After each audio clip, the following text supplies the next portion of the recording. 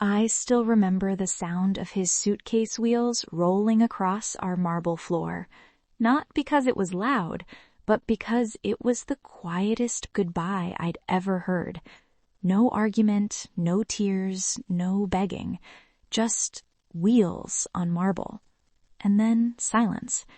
That was the day Marcus walked out of our 12-year marriage, leaving behind nothing but a half-empty closet and a Post-it note on the refrigerator that said, "I need something more." Something more, as if 12 years, 2 miscarriages, and building his entire career from scratch wasn't enough, as if I wasn't enough. I stood there in our kitchen, the one I'd designed, the one where we'd celebrated promotions and anniversaries, holding that yellow piece of paper, and I felt something crack inside me. Not my heart, that would come later. No, what cracked was something deeper. My sense of worth, my belief that loyalty mattered, my faith that hard work and love could build something unbreakable. I was wrong. And the worst part? I didn't even see it coming. But what happened next? That's where the real story begins. Because sometimes the woman you underestimate is the one who built everything you're standing on. Let me take you back to the beginning. 12 years earlier, I was Natalie Chen, 26 years old, working as a junior financial analyst at a mid-sized consulting firm in Seattle. I wasn't rich, I wasn't connected, but I was smart, disciplined, and I knew numbers like most people knew their favorite songs. Marcus was 28, charming, ambitious, and completely broke. We met at a networking event I almost didn't attend. I was tired, it had been a long week, but something told me to go. He was standing by the drinks table, nervously adjusting his tie, rehearsing a pitch under his breath. "You look like you're about to walk into battle," I said, smiling. He laughed. "I am. I'm pitching my startup to investors next week, and I have no idea what I'm doing." "What's the startup?" "Logistics software. It helps companies track shipments in real time, reduces errors, saves money." I was intrigued. "You have a demo?" "On my laptop. Want to see?" We spent 2 hours in that corner. He showed me his product. I showed him how his financial projections were a disaster. "You're undervaluing your customer acquisition cost," I said, pointing at his spreadsheet, "and your revenue model doesn't account for scaling. You'll run out of money in 6 months. He stared at me. "Can you help me fix it?" I should have said no. I should have walked away. But I didn't, because I saw something in him. Potential, drive, a hunger to build something real. So I helped him. I rewrote his projections, I coached him through his pitch, I even went with him to the investor meeting because he was too nervous to go alone. He got the funding, and he asked me to dinner to celebrate. That dinner turned into a relationship. That relationship turned into a partnership, and 2 years later, that partnership turned into a marriage. We were building Logitech solutions together. I handled the finances, investor relations, operations. He handled product development and sales. We were a team. At least, that's what I thought. By year 5, Logitech had grown beyond our wildest dreams. Clients in 12 states, revenue climbing past $8 million annually. Marcus was being interviewed by tech magazines, invited to speak at conferences. And me?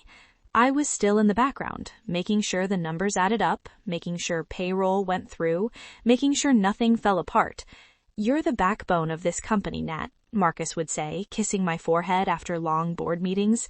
"I couldn't do this without you." I believed him. I held on to those words like a lifeline, because somewhere deep down I was starting to feel invisible. But I pushed that feeling away. I told myself I was being selfish. I told myself that supporting your partner was what love looked like. I told myself that my time would come. I was wrong. The cracks started showing in year 10. Small things at first. Marcus started coming home later. Client dinners, he'd say, loosening his tie, smelling faintly of expensive wine and perfume that wasn't mine.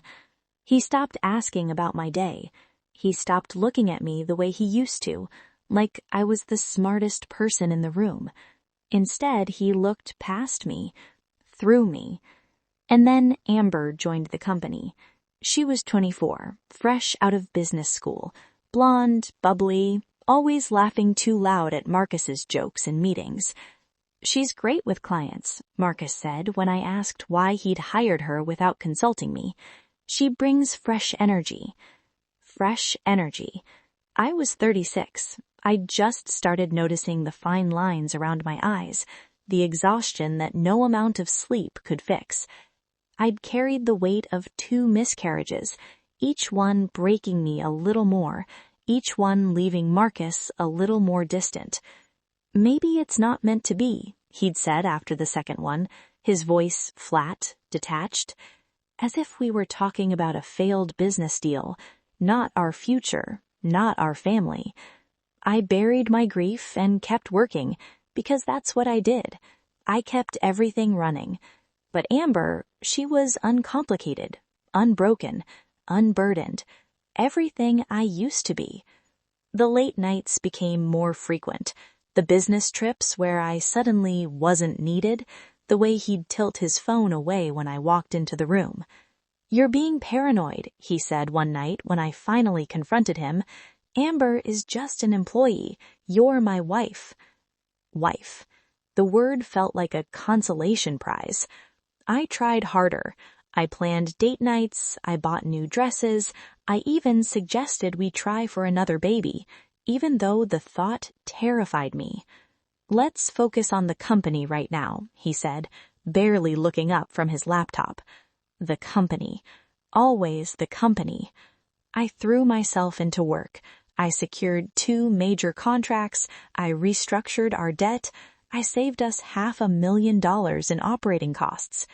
Marcus didn't notice. Or maybe he did and he just didn't care anymore. And then came our 12th anniversary. I'd planned a surprise weekend in Portland, a cozy inn, his favorite restaurant, a chance to reconnect. "I can't," he said the morning we were supposed to leave. "Big pitch meeting. You understand, right?" I understood. I understood that I was losing him. I understood that no amount of love or loyalty or hard work was going to be enough. But I didn't understand why. Not until I came home early from a conference 3 weeks later. I'd left my presentation notes and needed them for a morning call. The house was quiet, his car was in the driveway, and when I walked into the kitchen, our kitchen, I saw them. Amber was sitting on the counter, her legs wrapped around his waist. He was holding her face, kissing her like I hadn't been kissed in years. They were laughing, whispering, lost in each other. They didn't even hear me. I stood there, frozen, my heart hammering in my chest, my entire world collapsing in slow motion. And when Marcus finally turned and saw me, his face went pale. But he didn't apologize. He didn't beg. He just said, very calmly, "Nat, we need to talk." The talk happened that night. Marcus sat across from me at our dining table, the one we'd picked out together, the one where we'd celebrated every milestone. Amber was gone, sent away like a guilty secret. "I didn't plan for this to happen," he started, his voice measured, almost rehearsed. But it did. "How long?" I asked, my voice barely a whisper. 6 months. 6 months. Half a year of lies. Half a year of him coming home to me, kissing me goodnight, pretending everything was fine. "I didn't want to hurt you," he continued, "but I can't keep pretending. Amber makes me feel alive again. She sees me."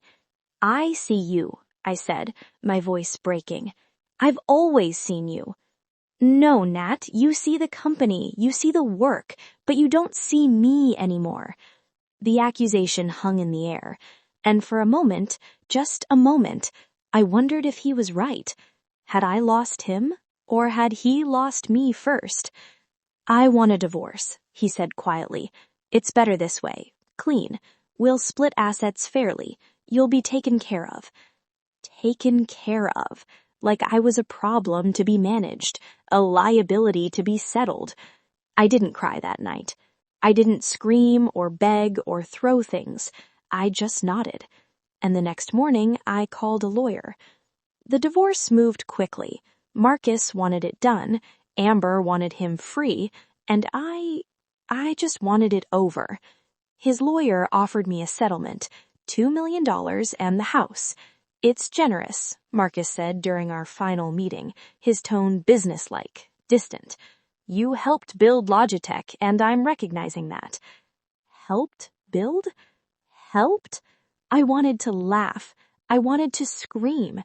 But instead, I signed the papers. He married Amber 4 months later in Napa Valley. I saw the photos on Instagram before I deleted the app. Her in white lace, him smiling brighter than I'd ever seen. The caption read, "New Beginnings." I sat in my empty house, my house now, staring at those words until they blurred. New beginnings. For 3 months, I did nothing. I woke up, I stared at walls, I ordered takeout, I avoided mirrors. I was a ghost in my own life. And then one rainy afternoon, while cleaning out old files, I found it. A folder on my laptop labeled LLC Formation Docs, documents from the very beginning of Logitech, incorporation papers, operating agreements, shareholder structures.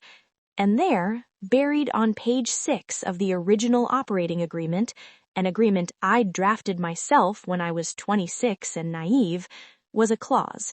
In the event of dissolution of marriage between founding members, all premarital financial contributions, sweat equity, and documented operational involvement shall be recalculated and credited toward equity distribution. I'd written it as a safety net, back when I thought I'd never need it, back when I thought love was enough. But Marcus, in his rush to build his empire, had never bothered to update it. He'd never removed it, and neither had his lawyers. I read that clause 3 times. Then I picked up my phone and I called the best corporate attorney in Seattle. Her name was Diane Wu. Mid-50s, sharp suit, sharper mind. She reviewed my documents for 2 hours without speaking. When she finally looked up, she was smiling. "He made a mistake," she said simply. "A big one." "Can I fight this?" I asked. "Fight it, Natalie, you can win it." According to Diane, my contributions to Logitech went far beyond that initial $40,000 investment. There were years of unpaid labor, strategic decisions I'd made that saved the company, client relationships I'd built and maintained, financial structures I'd created, all of it documented in emails, spreadsheets, meeting notes, and investor reports I'd meticulously kept. "You didn't just help build this company," Diane said. "You co-founded it. The divorce settlement didn't account for that. We can file a claim." "For what?" "Equity. Real equity. You're entitled to a significant ownership stake." My heart pounded. This wasn't about money. It was about recognition, about being seen, about proving that I wasn't just Marcus's assistant or shadow or discarded wife. I was a builder. "Do it," I said. Filing the lawsuit felt like stepping off a cliff. Marcus was furious. "This is vindictive," he spat during our first mediation, Amber sitting nervously beside him. "You're trying to destroy me." "I'm trying to get what I'm owed," I replied, my voice steady. "You got $2 million. I got a fraction of what I built." The case took 9 months. 9 months of depositions where I recounted every late night, every sacrifice, every moment I'd believed in him more than I believed in myself. 9 months of Marcus's lawyers trying to paint me as bitter and opportunistic. 9 months of me calmly presenting evidence, emails where I'd secured funding, reports where I'd restructured operations, testimonies from early employees who confirmed my role, and then the judge ruled. I won. Not just a settlement, equity. 42% ownership of Logitech Solutions. Marcus retained 51%, but his control was shaken. The board was furious. Investors questioned his leadership, and I became a co-owner of the company I'd built from nothing. But I didn't stop there, because 42% wasn't enough. Over the next 18 months, I played the long game. I attended every board meeting. I rebuilt relationships with investors who remembered me, who'd always respected my financial acumen. I reminded them, gently, that I'd been the one who'd kept Logitech stable during its hardest years. Not Marcus. Me. And quietly, strategically, I started buying shares. Small amounts at first, from early employees looking to cash out, from minor investors who wanted liquidity. I was careful, discreet. Marcus didn't notice. Or maybe he did, but his pride wouldn't let him believe I was a threat. After all, I was just his ex-wife, just the woman who'd helped him. By month 16, I owned 48%. By month 18, I owned 53%, controlling interest. And that's when I scheduled the board meeting. Marcus walked into the conference room like he always did, confident, in control. He nodded at board members, poured himself coffee, sat at the head of the table. But today, I was already sitting there, his seat. "What's going on?" he asked, irritation flickering across his face. I slid a folder across the polished wood. "A motion to restructure company leadership," I said calmly, "effective immediately." He opened it. His face went white. "You can't be serious." "I'm very serious. You're trying to force me out of my own company?" "Our company," I corrected, my voice ice cold. "And yes, I have controlling interest. The board has reviewed the proposal. They agree it's time for new leadership." One of the board members, Harold, cleared his throat. "Marcus, the financials have been declining. The culture issues have been mounting. Natalie has a solid restructuring plan." "Culture issues?" Marcus's voice rose. "I built this company from nothing." "No, we built it together. You just took all the credit." Amber, sitting beside him, looked like she wanted to disappear into her chair. Marcus stood, shaking. "This is insane. You don't know how to run a company." "I've been running it for 12 years. You were just the face." The vote was called, 7-1. Marcus Harper was removed as CEO of Logitech Solutions. I took his place. He stormed out.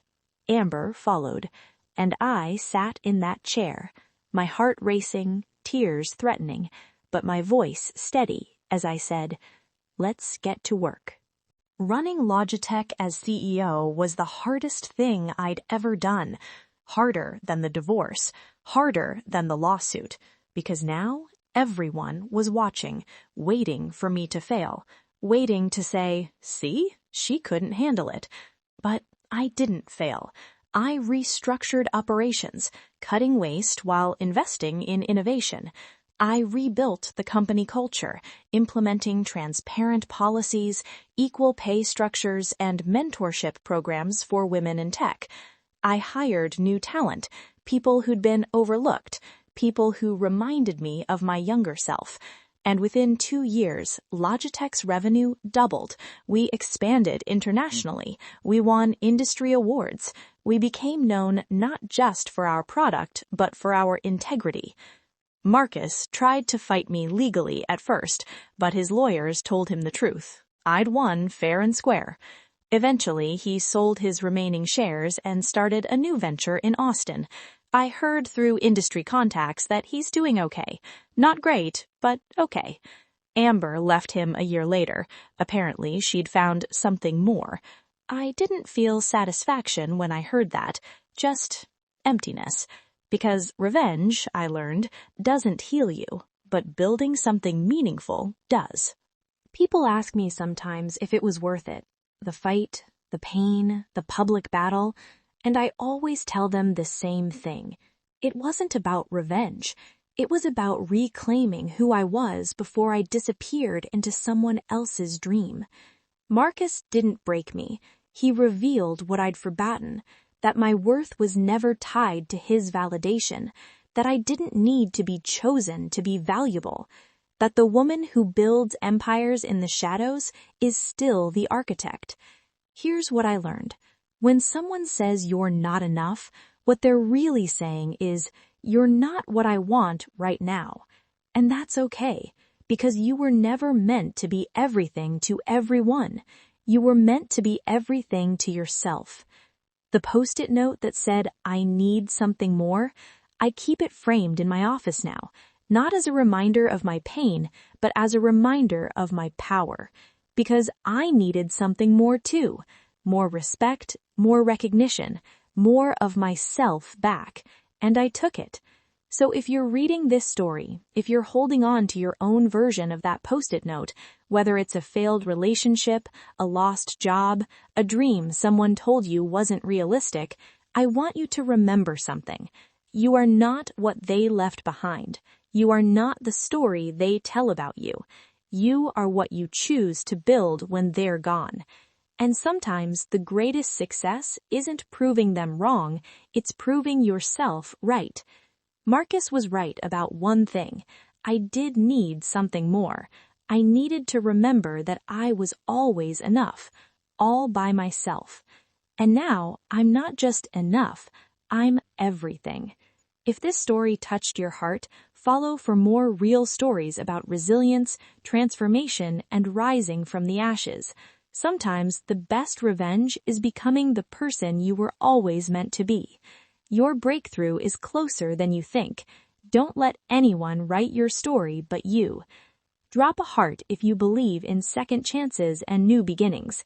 Let's build something amazing together.